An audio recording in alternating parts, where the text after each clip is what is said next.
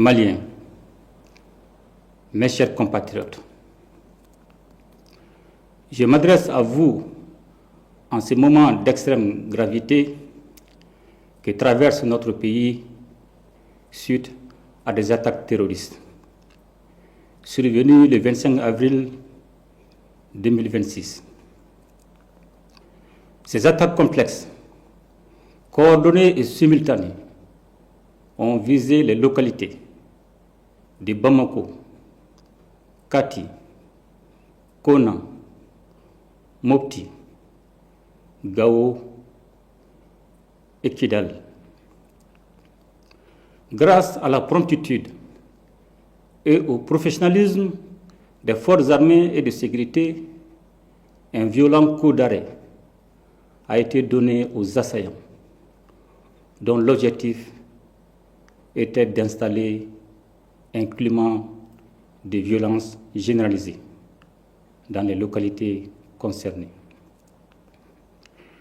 Grâce au sang-froid des hommes engagés et au maintien de la cohérence de la chaîne de commandement, le plan funeste de l'ennemi a été déjoué, avec la neutralisation d'un nombre important d'assaillants. À l'heure où je vous parle, le dispositif est renforcé, la situation est maîtrisée et les opérations de ratissage, de recherche, d'exploitation du renseignement et de sécurisation se poursuivent. Maliennes, Maliens, en ces instants de douleur collective, ma première pensée va aux victimes et à leurs familles. Je m'incline devant la mémoire de nos compatriotes, civils et militaires, tombés sous les coups de la barbarie. J'adresse au nom de la nation tout entière mes condoléances les plus attristées aux familles endeuillées et exprime ma compassion aux blessés.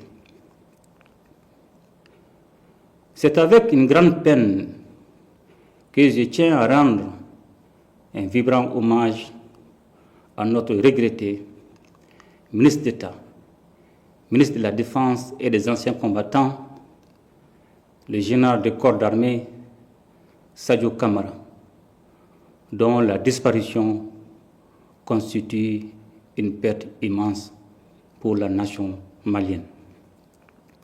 Ce valeureux officier a servi le Mali avec loyauté, courage et dignité, avec un sens élevé du devoir à un moment où notre pays est engagé dans une lutte acharnée contre le terrorisme. À sa famille, à ses proches, à ses collaborateurs et à l'ensemble des forces armées et de sécurité, j'adresse la compassion et la solidarité de la nation.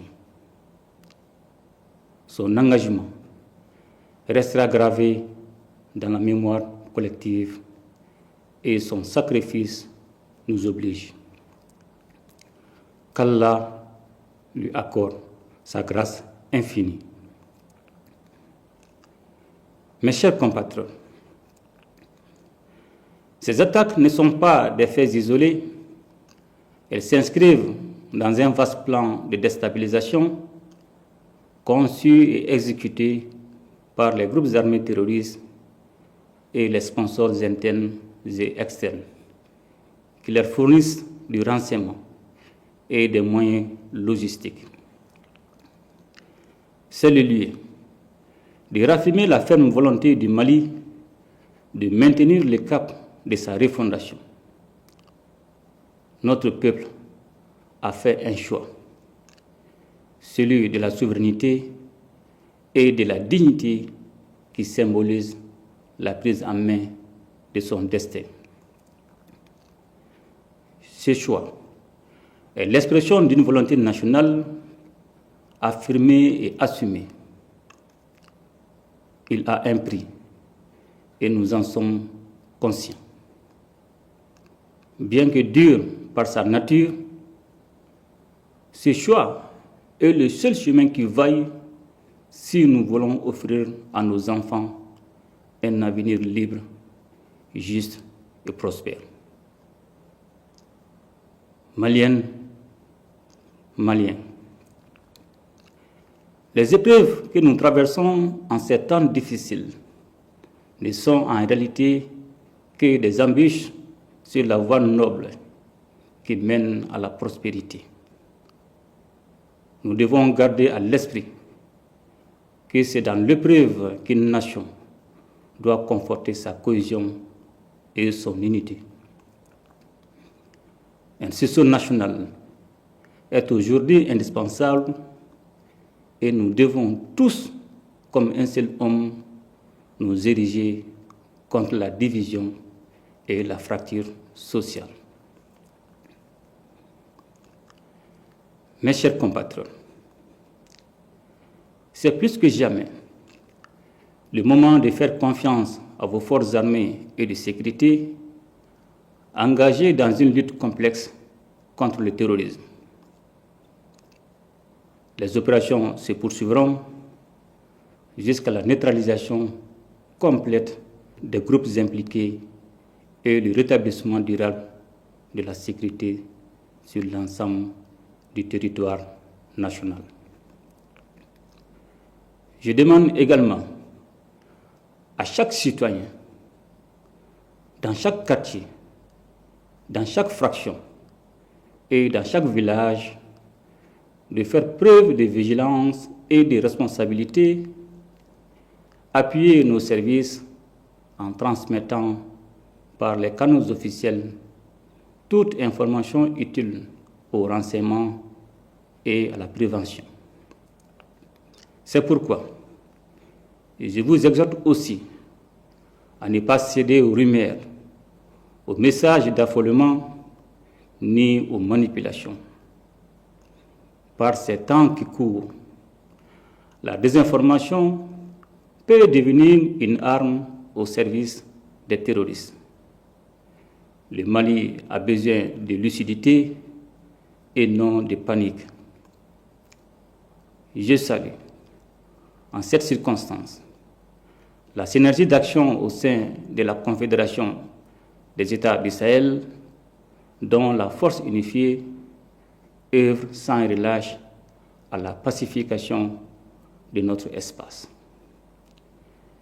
Je tiens également à reconnaître la qualité de la coopération avec nos partenaires stratégiques, notamment la Fédération de Russie. J'ai instruit le gouvernement de prendre toutes les mesures nécessaires pour renforcer l'assistance aux victimes, soutenir les familles endeuillées et accompagner les blessés. La solidarité nationale ne doit pas être un vain mot, elle doit être un geste, une présence, un soutien concret. Aucune violence, aucune intimidation, encore moins des tentatives désespérées de déstabilisation ne sauront inverser la marche de notre pays. La refondation se poursuivra, la souveraineté se consolidera, notre peuple, debout et résilient comme jamais, triomphera de cette épreuve.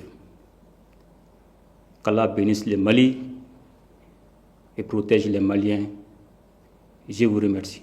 À ton appel, Mali, pour ta prospérité, fidèle à ton destin, nous serons tous unis. Un peu, un but, une foi, pour une Afrique unie. Si l'ennemi dedans ou au dehors, debout sur les remparts, nous sommes résolus de mourir pour l'Afrique et pour toi, Mali. Notre drapeau sera liberté pour l'Afrique et pour toi, Mali. Notre combat sera l'unité. Au Mali d'aujourd'hui, au Mali de demain, les chants fleurissent d'espérance.